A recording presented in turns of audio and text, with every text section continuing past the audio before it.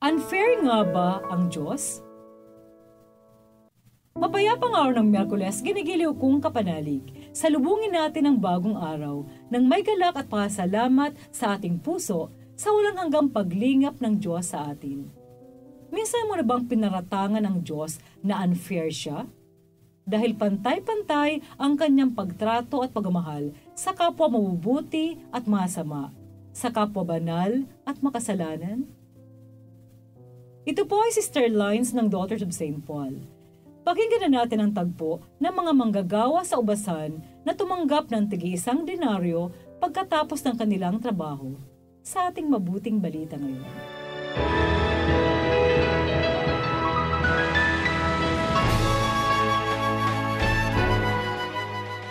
Sinabi ni Jesus sa kanyang mga alagad, tungkol sa nangyayari sa kaharian ng langit ang kwentong ito.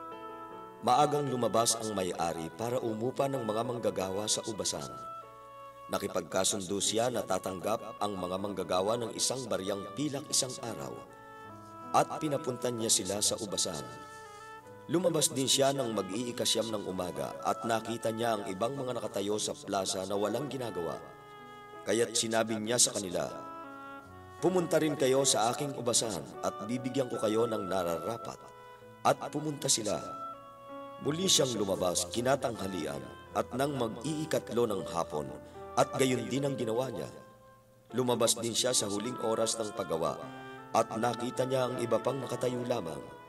Kaya't sinabi niya sa kanila, bakit kayo nakatayo lamang at maghapong walang ginagawa? Sumagot sila, dahil walang umupa sa amin. Pumunta kayo at magtrabaho sa aking ubasan. Paglubog ng araw, sinabi ng may-ari ng ubasan sa kanyang tagapamahala, tawagin ng mga manggagawa at bayaran sila mula sa huli hanggang sa una. Kaya lumapit ang mga dumating sa huling oras at binigyan sila ng tig-1 denaryo. Nang lumapit naman ang mga nauna, akala nila itatanggap sila ng mas higit pa, ngunit tumanggap din sila ng tig-1 denaryo. Kaya't pagkatanggap nila nito, nagsimula silang magreklamo sa may-ari, kaya sinagot ng may-ari ang isa sa kanila. Hindi ba't nagkasundo tayo sa 1 denaryo 1 araw? Kaya tanggapin mo ang sayo at umalis ka na. Gusto ko ring bigyan ang nahuli gaya ng ibinigay ko sayo. Wala ba akong karapatang gawin ang gusto ko sa pera ko? Bakit ka naiinggit? Dahil maawain ako? Kaya mauna nga ang huli at mahuhuli ang una. God cannot be outdone in generosity. Nagbibigay siya ayon sa kanyang kagustuhan. At ang kanyang kagustuhan ay magbigay ng siksik, liglig at umaapaw sa lahat ng kanyang mga anak. Na kahit tatamad-tamad pa yan, bibiyayaan pa rin niya kagaya ng pagbubuhos niya ng biyaya sa mga masisipag niyang mga anak. Merong kwento tungkol sa isang pinuno ng isang organisasyon. Masipag siya at nagpakasipag pa upang ma-promote ang kanyang grupo. Lahat ng proyekto ay ginawa niya alang-alang sa pagpapabuti at pagpapatibay ng kanyang hinahawakang grupo. Nais talaga niya na makamit ang titulo na nararapat para sa kanila. At dumating na nga ang araw na pinakahihintay, ang announcement ng promotions. At yun na nga, in-announce na na-promote ang kanyang grupo.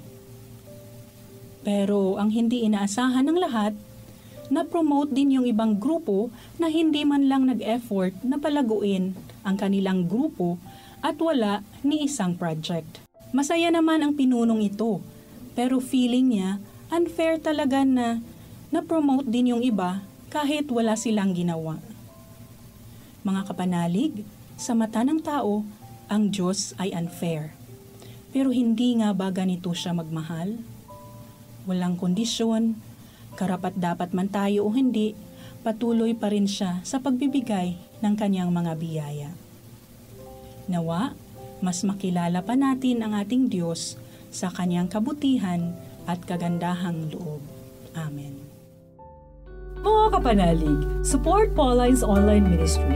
Subscribe, like, and follow us on Facebook, YouTube, Instagram, Twitter, TikTok, Spotify, Google, and Apple Podcast. Maraming salamat po. At sa lahat na nagme-message sa amin na humihingi ng panalangin para sa iba't ibang intensyon, asahan po ninyong ipinagdarasal namin sa Diyos ang inyong mga kahilingan. Ito po muli si Sister Lines ng Daughters of St. Paul na nagpapaalalang manatiling mabuti at kumakapit sa tama sa gitna ng kasamaang sumusubok sa ating pananampalataya.